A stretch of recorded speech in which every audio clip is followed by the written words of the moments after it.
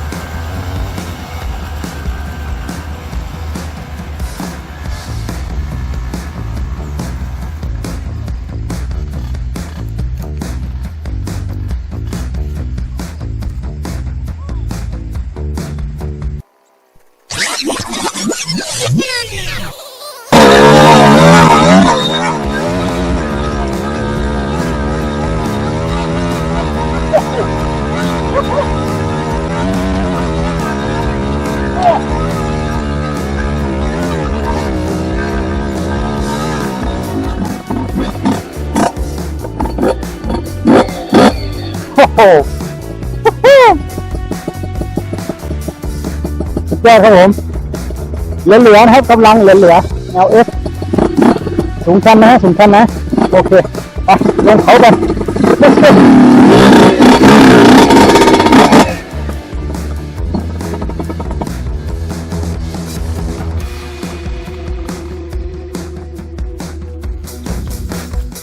สำหรับท่านผู้ชมที่สงสัยในงบประมาณการปั้นว่าจบไปเท่าไหร่กดชมที่แท็บตรงนี้อย่าลืมกดไลค์กดแชร์กดติดตามและกดกระดิ่งหลังเข้าไปตามด้วยนะครับเจอกันคลิปหน้าเร็วๆนี้สวัสดีครับบ๊ายบายครับผม Let's go